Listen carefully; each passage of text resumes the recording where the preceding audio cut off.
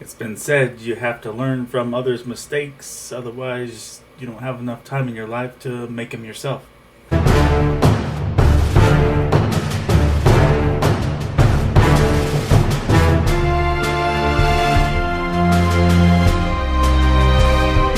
Welcome to my channel, KC, that's me, Carrie Chug, the Sledge Storyteller, here to talk about the wonderful world of storytelling and open up discussion about how we can tell the best stories we can, in this case, through movies, everything good and bad from a storytelling standpoint.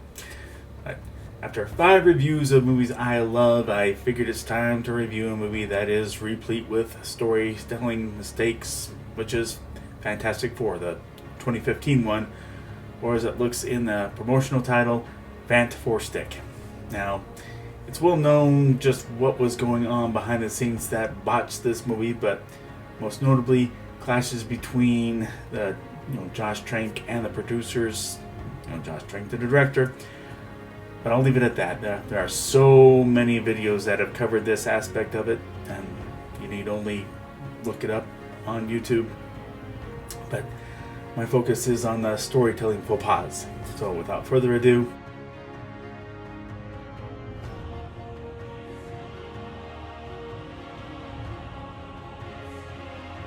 for starters, look at the big rig. It's got all those Nintendo 64s. And speaking as one who still occasionally plays on the Nintendo 64,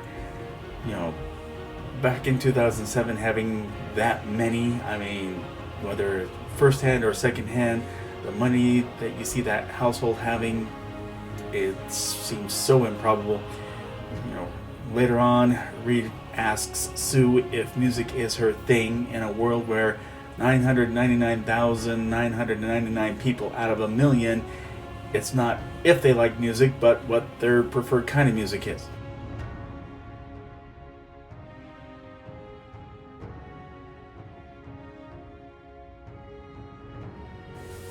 So it's what they do and don't do here. The movie is an hour and 40 minutes long, which makes me feel like the opening scenes are just padding, or that the teenage Reed Richards and Ben Grimm only redoing that same project that the 5th grade Reed and Ben were working on. Makes me wish that they use that time to, in that moment of them being teenagers at the science fair, to give us kind of a feel of friendship that they had and what kind of contributions Ben made, other than just being the tool wrangler standing by. In the comics, Ben is a skilled pilot, and his input on the team is as valued as the other 3. So here you have no idea what skills he may have before he gains super strength, and you get no feeling that Ben's friendship with Reed would draw him to take part in that big interdimensional transport. Then you feel like Reed is the ultimate jerk, that he promised Ben that he would find a way to cure him of that rocky form, only to abandon him and hide out in seclusion for months. And it gets you going as we see the trademark hot-rodding, thrill-seeking Johnny Storm, drag racing. And if you come into that movie 15 minutes after that drag race crash, you wouldn't have any idea that aspect of him. And in the comics, Reed and Sue are in a romantic relationship, and this movie wants you to believe that there's a budding romance with their flirty interactions after Reed has just arrived at the Baxter building. But Sue can only share Ben's anger over his abandonment. You never see the end of that until what apparently, you get the idea that Doom had a relationship that fizzled out, and he voices his regrets in that climactic scene. If it could only have worked out, that type of thing. And that barely spoken of relationship, and Reed looks on from nearby. We're supposed to feel some weight off of that. We don't. And another relationship aspect in comics is how Johnny takes jabs at Ben on a regular basis. And does that happen with? Yes, but only less than a minute left in the movie, and it's the first time John has any kind of interaction with Ben.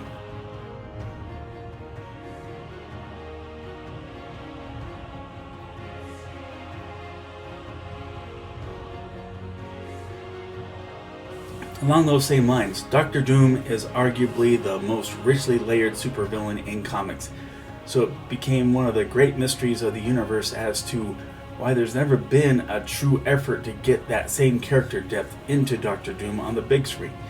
Maybe I'll touch upon that problem with Julian McMahon, who was in the previous Fantastic Four franchise as Doctor Doom, in another video.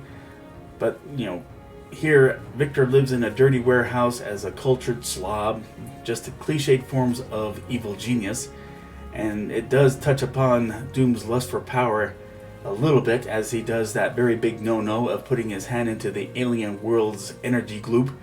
And, his eagerness in sensing that the energy there and wanting the power from that. But it goes no further than that.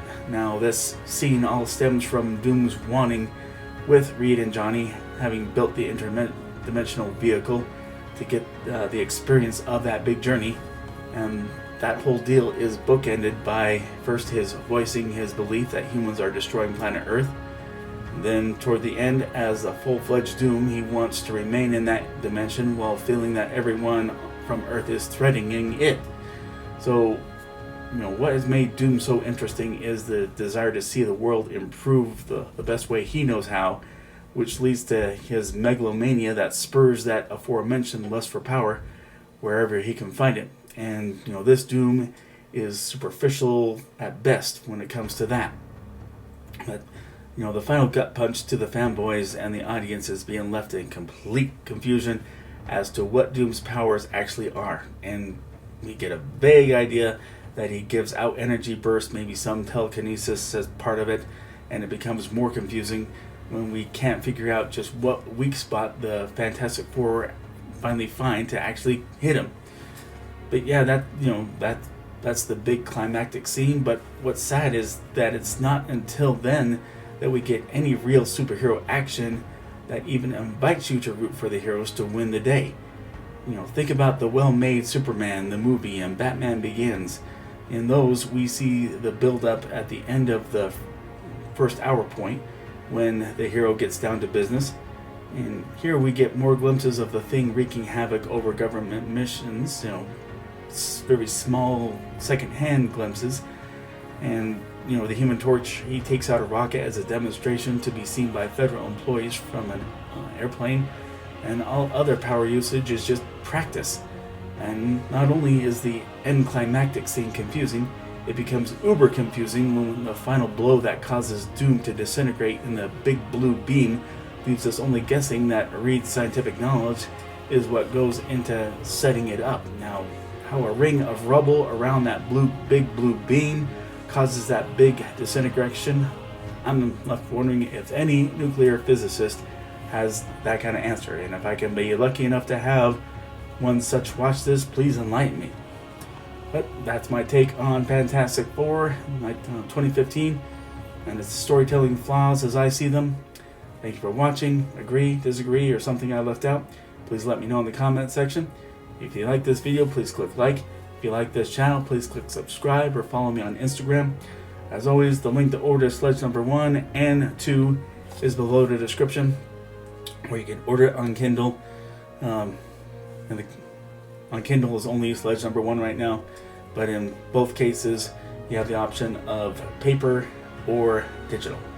But let's all look for civility and amid all the bad news out there about social and political strife and war, and hopefully things are winding down when it comes to the pandemic. Let's do our part to try to make it end and hasten that end. But thanks for watching again. But everyone be safe and God bless.